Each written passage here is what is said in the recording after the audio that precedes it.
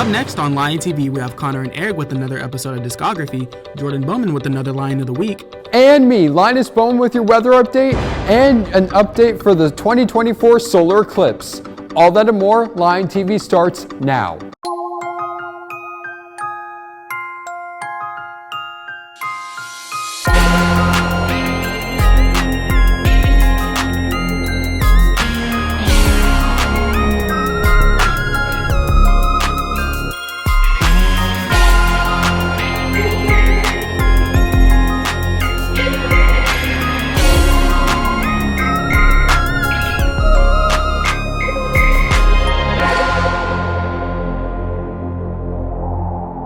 Happy Friday, Cersei High, and welcome back to another episode of Lion TV. I'm Jordan Bowman. And I'm Caden DeGroat. I hope you're looking forward to the upcoming 3-day weekend. Let's get into some students' announcements.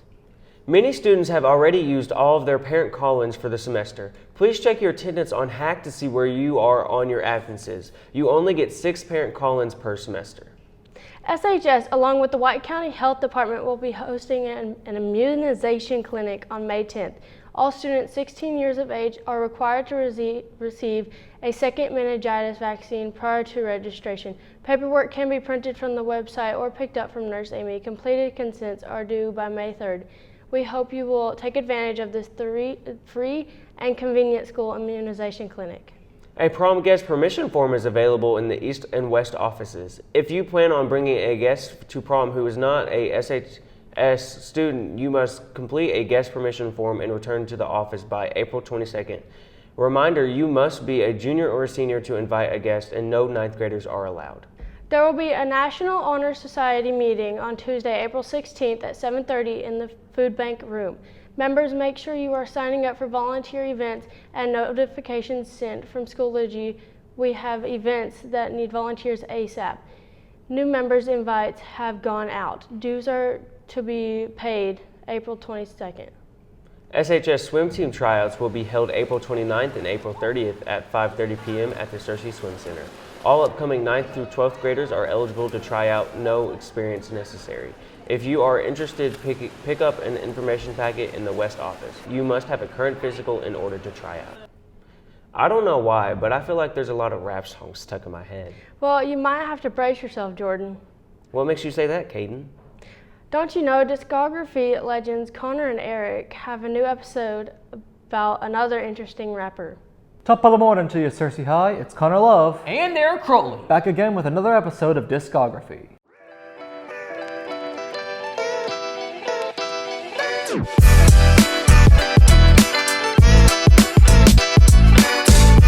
For this episode, we will be talking about the man known as Weezy, Lil Wayne. Lil Wayne's career began in 1995 when he was signed by rapper Birdman to his record label Cash Money Records, becoming the youngest member of the label at age 11.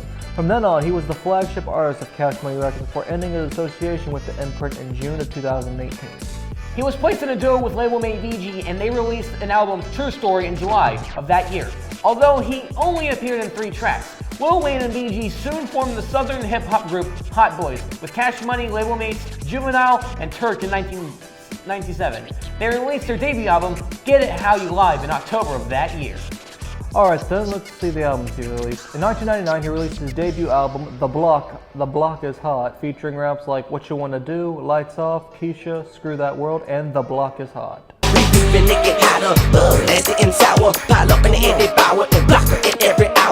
In 2000, he released Lights Out, which has On the Grind, Get Off the Corner, Everything, Break Me Off, and Hit You Up. 2 years later, he went on to release 500 Degrees, featuring Way of Life, Gangsta Stuff, Where You At, Fly Talkin', and Look At Me.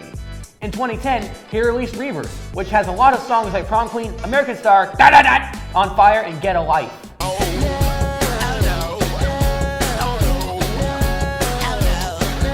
In 2015, he released Free Weezy, featuring I Feel Good, My Heart Races On, Glory, and He's Dead. Oh boy, that's a lot of Lil Wayne if you ask me. Great. Now I want to know what students at our SHS think of Lil Wayne. Well, let's go around and ask them. What is your favorite Lil Wayne song? Lollipop. Drop the World. But right now I'm really jamming on Can't Nobody. Well, that is a wrap for this episode of Discog. Good one, Connor. Yeah. Anyways, signing off, I'm Eric Prohl. And I'm Connor Love. Now let's send it back to the news desk. Peace out! Thanks, Connor and Eric. Now you've really got this rap song stuck in my head for sure. Honestly, now that I think about it, I think they are stuck in mine too. Michael Lamoureux, a member of the Arkansas Tech University Board of Trustees, has announced his resignation. The former House Minority Leader of the Arkansas General Assembly has served on the board since 2022. My law firm has accepted representation of a client that will preclude my service on a state board, wrote Lamoureux in his letter of resignation. He goes on to say, quote, "It has been an honor and a privilege to serve on this board. I am proud of the work we have done and have no doubt that this board will continue its great work. My passion for Arkansas Tech University is unwavering and I look forward to helping." Israeli Prime Minister Benjamin Netanyahu said Tuesday his country's forces had unintentionally hit innocent people in the Gaza Strip in the past day. After an airstrike killed 7 aid workers with the disaster relief charity World Central Kitchen, the U.S.-based non-profit group funded by celebrity chef Jose Andres, said it was immediately pausing its operations in the region, and Cyprus said that ships carrying aid were turning back after the incident, a major setback for efforts to get food into Gaza by sea for a population that has been pushed to the brink of starvation by the Israel-Hamas war. Andres said he was heartbroken and grieving for his colleagues who were killed. Louis Counter, the last living survivor of the USS Arizona battleship that exploded and sank during the Japanese bombing of Pearl Harbor, has died. He was 102. Counter passed away on Monday at his home in Grass Valley, California, following congestive heart failure. His daughter, Luann Daly, said, adding she was beside him along with 2 of her brothers, James and Jeff. The Arizona lost 1,177 sailors and Marines in the 1941 attack that launched the United States into World War II.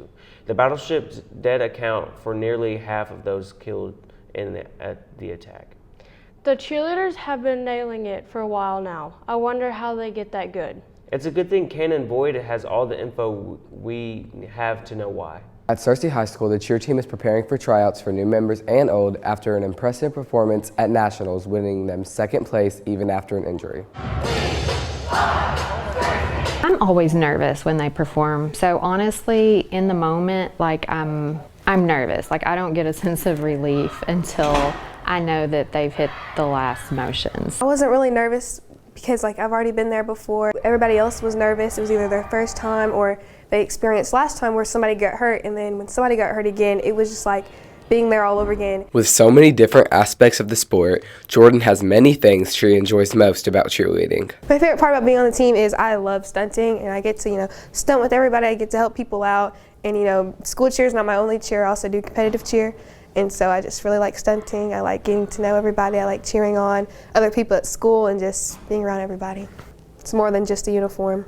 Tryouts have just ended for the team, and with so many new cheerleaders that tried out, it's hard not to be excited. But the current team is sad to see their seniors leave. I'm always excited to see what the next group will bring. All the new people coming in, it's like starting the team all over again. It's teaching everything all over again, which makes me nervous because I know I don't want the team to be, I don't want to be rude or anything, but I don't want the team to be, like different than last year. Like we had all the success last year because we had all these experienced people, and now that we don't, it makes me nervous. But I know, and we have all summer, I feel like we can really get them on track and just be patient. I see a lot of potential in the new people trying out. I am probably closer to this group than any other just because I had them from the 9th grade all the way up. Tryouts have a lot of different requirements that you must meet to make the team. There are lots of other factors that also determine who makes the team.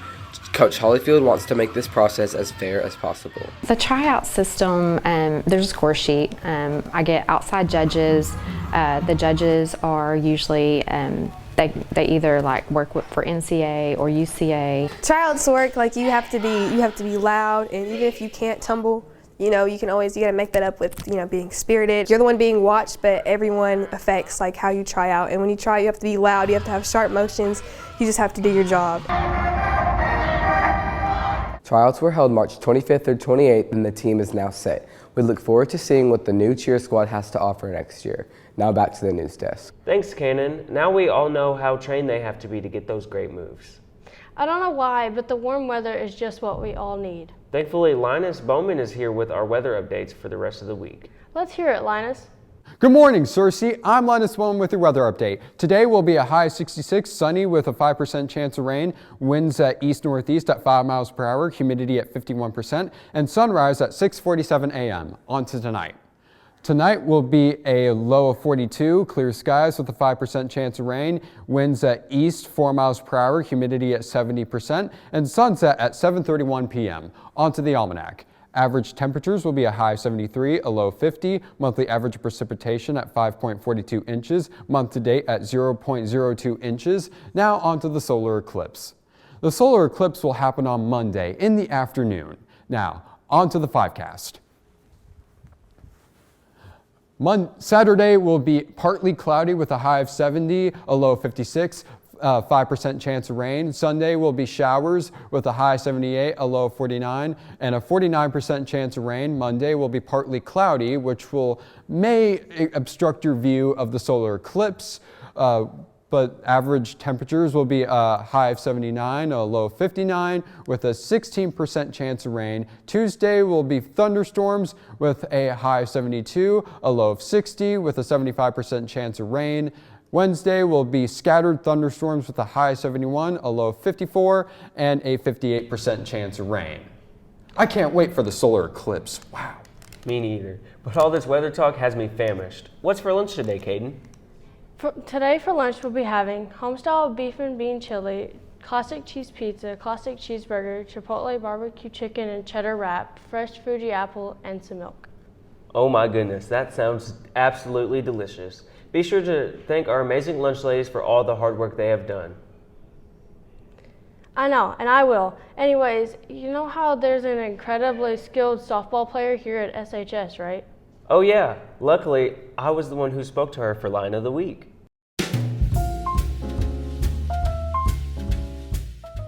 Happy Friday, Cersei, and welcome back to Line of the Week, where we talk to talented and skilled students here at SHS. Our special guest today is Hallie Toller.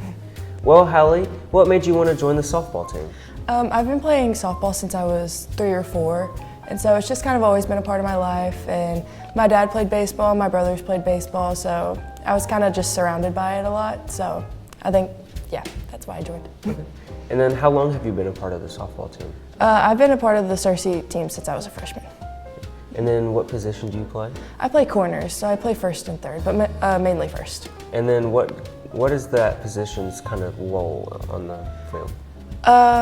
Really, I don't do much. I'm just kind of there to catch the ball. So I make sure, like, if a ball's hit to the outfield, I make sure, like, I'm yelling, oh, shoot 2 or shoot 3. Or, I'm yelling how many outs there are. I'm saying, oh, if you get it, go here, go here. So just kind of like a spokesperson, I feel. Okay. Yeah. And then what are some struggles you have? Some struggles I have would definitely have to be my mental game. So, like, if I'm, like, having a bad time hitting, like, it's really hard for me to get out of that slump in my head. So that's probably the main thing I struggle with. And then what is some advice that you would want joining members to know for the future?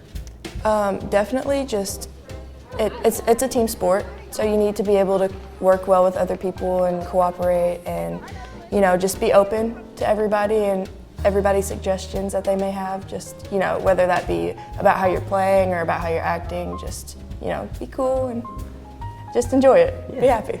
And then overall, why do you enjoy it? I enjoy softball just because it's a great escape for me. And, when I'm playing softball, I don't think about anything other than playing softball. And I love the girls that I play with, and I've always loved the girls that I've played with, so that really helps it too. Okay. And then do you have any plans for the sport after high school? I do not, but I am attending the University of Arkansas, and I'd really like to work with their softball program if I get the chance to. Thanks, Hallie, and I hope everyone has an awesome weekend. Now, back to the news desk.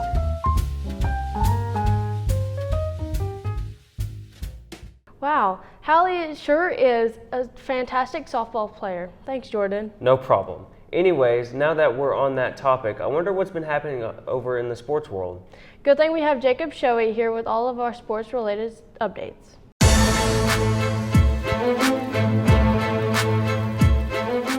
Good to see you, Searcy High. Hope everyone is enjoying their wonderful Friday morning. Let's jump right into these sports updates before this well-needed 3-day weekend.